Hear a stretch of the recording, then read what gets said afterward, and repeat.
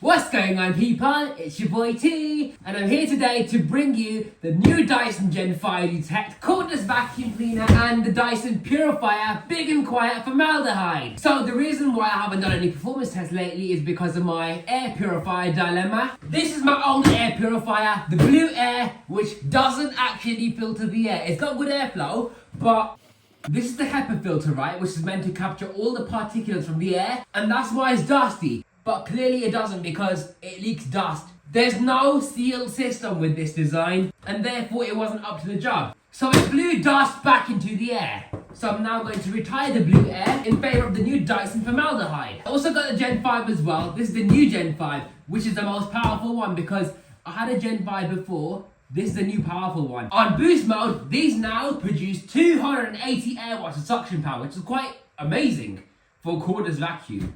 Even for a corded vacuum, that's incredible, let alone a cordless vacuum. Do you know what I mean? Well, that's on boost mode anyways. Now, people might have a misconception that I don't like the Dyson Gen5. What I really did was just show what the weaknesses are with the Gen5. The truth is, I do like the Gen5. It's just the cleaner head. You know the brush bar motor that dries a brush bar? That's my main gripe with these. Now that I've got this new carpet, maybe it will like it. Let's see how it goes anyways. Right, starting off with the purifier. So we got these things right here.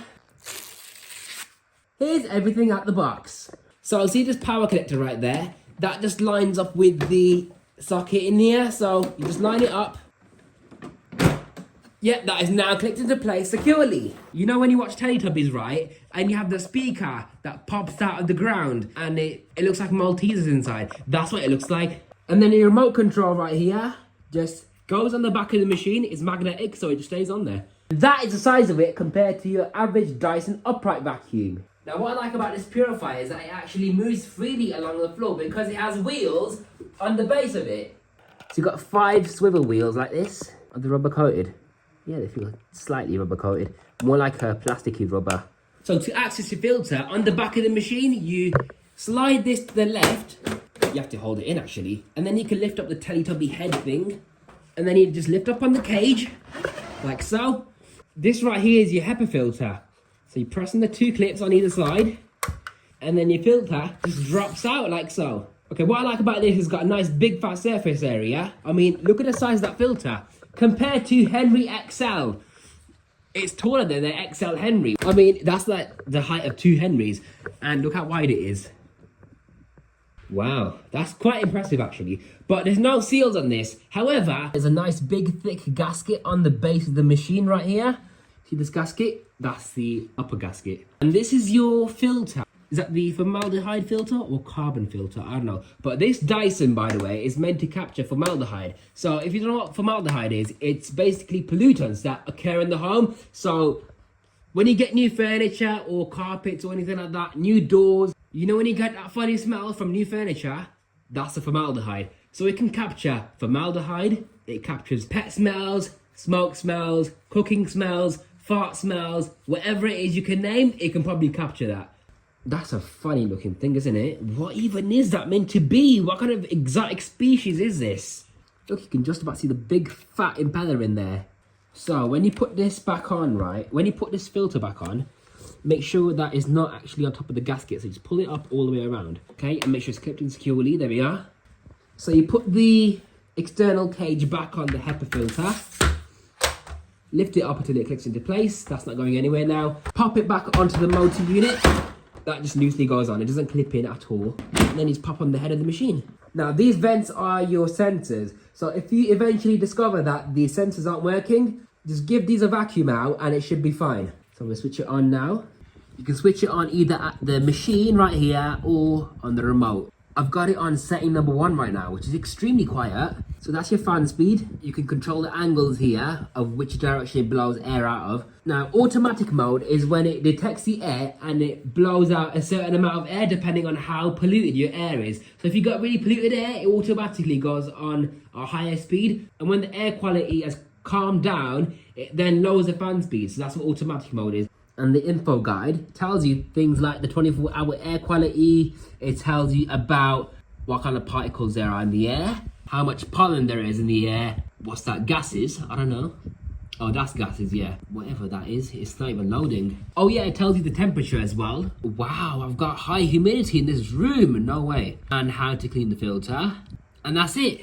And then night mode is just night mode. It dims the display and it only uses the lower airflow mode. Don't think I'll be using that. And then you got the timer setting as well. So you can have it on for either 30 minutes, an hour, 2 hours, 4, 8, or no timer. So whatever time you select, let's say, if you want it to be on for 2 hours, let's say, it will automatically switch off after 2 hours. So apparently this Dyson can expel air over a 10-meter area. So let's put it to the test then. I was going to show you how quiet the airflow speeds are though. So we're really whispering right now. Let's do a little bit of ASMR. This is setting number 1, okay? Setting number 2, 3, 4, 5, 6, 7, 8, 9. Can you hear me at this stage? And that's the full blast mode. That is a maximum airflow speed. Do you know what? I think that is very quiet, you know. It's got some airflow. This is the angle thing I was talking about, by the way. So you can have it on. Okay, so 0 degrees. So it's expelling air out of a horizontal direction. 25 degrees up in the air and 50 degrees up in the air. Okay, so you can see that the Dyson is now on setting number 1. Let me just switch it off really quickly. And then when I switch it on, it should remain on number 1. Yep, it is. Okay, so what I'm going to do now is get a tissue paper. Let's see how far the Dyson can project air over a certain distance. On speed number 1. Okay. It's speeding up. Wow, okay. So that's setting number 1, guys. And that's what? About 75 centimeters? That's just a guess. It might even be a meter away. That's quite impressive. 2, 3, 4, 5, 6, 7, 8, 9. Yeah, this is where it starts to get really powerful. And 10. Okay, now let's see how far I can project the air then. Now we've got the Dyson on maximum speed, which is setting 10. Let's slowly walk back until the tissue paper stops flapping around. I scrunched it up a little bit from moving the chairs out the way, but I can still feel some breeze. Yeah, that's not 10 meters at all. I'd say more about half of 10 meters. Still got some airflow. Let's move a little bit back. Okay, there we are. Just had to find the right angle, that's all. I can't feel any air at all now at this stage. I'm gonna guess around 6 meters. It's only just about a very slight breeze at this stage, and we're on the maximum speed. So I'd say up to about here, okay? Just where approximately 50 centimeters away from that Kirby. This is about, I'm gonna guess maybe 5 meters, maybe 6 meters. I don't know, I'm just taking a rough guess. What I know for sure, this is about half the length of a Dyson DC41 cable. So this is like a vacuum cleaner in a way. So imagine this tissue is just dust in the air, right? It sucks it up through these vents right here. The air then travels through the HEPA filter and all the filtration inside, and only clean air comes out the top. And now for the final test, I've got it on automatic mode. It shows that the air is clean because it's on green, okay? So what I'm gonna do is spray some air freshener in the corner of the room, the far corner, right? And then see how long it takes for diffusion to take place before the Dyson detects the air freshener. This could represent anything. It could be a fart, it could be cooking smells, it could be smoke, it could be anything, all right? I don't feel like I can fart right now, so I'm gonna use this. Wait, no, it sprayed too far. Okay, quickly go to the air purifier. The Dyson works best in the corner of the room, apparently. I'm gonna leave you guys here while I spray some more air freshener. You can keep an eye on that screen. Are you joking me? Okay, hold on, let me spray a bit more closer then. Finally! And now it's saying that the air is dirty. You can hear the motor speeding up now. The airflow has increased to accelerate the purification of the air. So yeah guys, that's been the Dyson Big and Quiet air purifier. I just hope this one purifies the air properly because neither have my Blue Air 3610 or my Dyson HPO4 Hot and Cool have managed to purify the air properly. So I'm just gonna have to see how this one goes then. Right guys, let's unbox the newer Dyson Gen5 Detect. This is the latest one which has the newer, more powerful motor at 280 air watts of maximum suction. Last night I actually charged up the battery so I could use it instantly.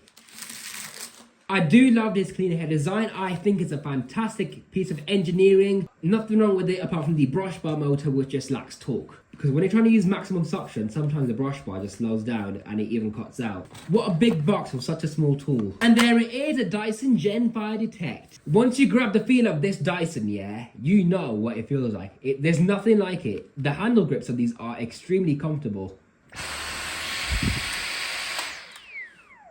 The sound of that, when you remove the battery, it sounds really cool. So let me shoot it again.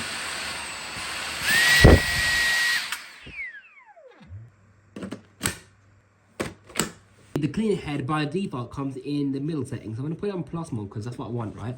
Let's see if it works on this carpet. Please, please, please work. I want to like the Gen 5, but I had a bad experience with my old one. Although I can't imagine it being much better with the new stronger suction motor. But we'll give it a go on this new carpet anyways. Yes! It actually works.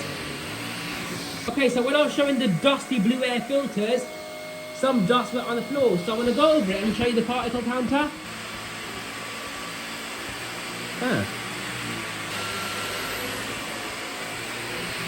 But yeah, the Dyson Gen 5 seems to like this living room carpet. It grooms phenomenally well. No signs of the brush bar slowing down, even though the vacuum spoke too soon.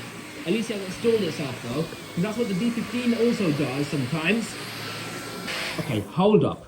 Look at what I picked up so far. A little bit of fluff on the side, but a ton of grit. Okay, now for auto mode on this carpet. Yeah, it doesn't seem to like it very much, so I'll have to put on eco mode. Yes, jam the brush bar. Look at that carpet line though. It groomed that area quite nicely. So it shows how well the brush bar can do its job if it wants to spin properly. Yeah, on eco mode it doesn't groom as well as it did on the higher mode, but eco mode still seems quite strong enough. I can feel it sticking to the carpet.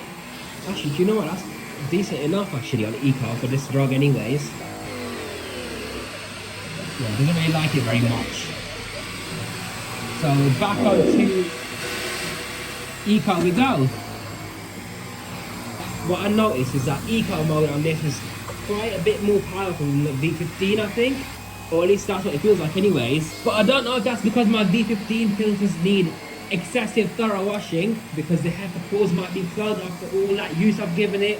Or if it's actually because on eco mode Gen 5 has more suction than the V15 on Gen 5. Sorry, on eco mode. It actually does stick to the floor quite well, even on eco mode. I just wish it could be used on auto mode.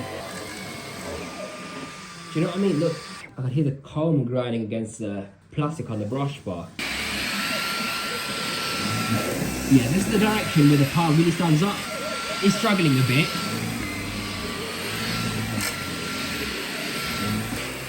So we'll have to go on eco mode now. Oh yeah, seems alright enough. I'm just a little bit disappointed, that's all. Because I can't use a higher suction mode. Nevertheless, it still performs quite well, I imagine. And on eco mode, I've got 38 minutes remaining. And now for the suction and airflow test. Let's see what the Dyson Gen 5 now pulls on the water lift gauge on boost mode. And also, let's see how fast it spins the Vax Turbo Brush.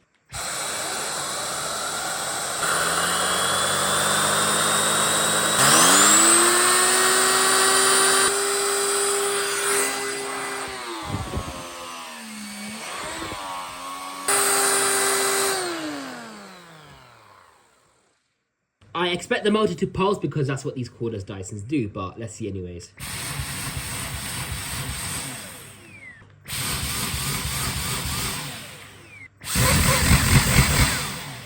So from just the use that I've shown you, the brief amount of use, got a good amount of fluff.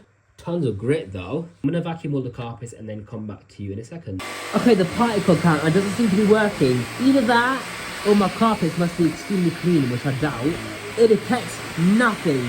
Look, I'm moving it around everywhere. No signs of particle counting. Okay, so I'm done vacuuming now. Just the downstairs, just all the rugs downstairs. And this is what we picked up so far. So, as you can see, I'm gonna do a bin dump right here, right now actually. But I've used the V8 yesterday And that's done a good job, but Generation 5 has actually picked up all this from today that the V8 has left behind. Now, there's a ton of fine dust and grit that the V8 hasn't managed to pick up. And my V8 it's seeing about the equivalent of a week's worth of use maybe. So it's like brand new, okay? But look at that, that's incredible. So this just goes to show how much more powerful the Gen 5 is. But I have been using it on eco mode with the gates closed. And you know, on the blue kitchen rug, I've had to use it on auto, but with the gate slightly opened. And yeah, these have been the results. And it's done a really good job. And the filter, I expect it to be spotless because it's only, yeah, look, not a speck of dust on it. And I expect the cyclones on the Gen 5 to keep the filter cleaner than the V15 did as well. Okay, so what I'm going to do is clean up this mess and show you that the particle counter, for some reason, I don't know what's up, but you know when it shows the bars filling up when the carpet's really dirty, it doesn't seem to do that. I very much doubt my carpet is that clean, but let's go with the dirt, see if it detects anything. It's not working, look, see? It's detecting nothing. Watch me go over this huge clump of dust.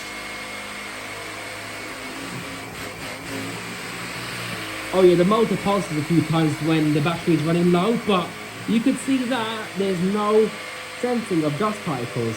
So this is faulty. It doesn't work. It was working when I first started using it, but it just broke on the first use. So yeah, I don't know what to do now. Clean table? I don't think so. Look at that. So yeah guys, that's been the Dyson Gen 5 Detect Cord. Ooh, wait, look. When I move this roller fast, the light shows up. It's friction powered. Still having some issues with the brush bar motor slowing down, but eco mode is all right, I guess. I'm not really a fan of this mini motorized head. I've got the same one on my V15 and it just vibrates a lot. It doesn't clean up to the edges at all because there's no bristles on this side and there's no bristles on that side. And there's only one row of bristles compared to two on the older version, which is more aggressive. But yeah, these are my new Dysons. The Dyson Big and Quiet Formaldehyde Purifier and the Dyson Gen 5 Detect. If you enjoyed this video and would like to see more, be sure to like, comment and subscribe. This has been your host T from Power 786 signing out. See you in the next video. Take care and I'll see you in the next one.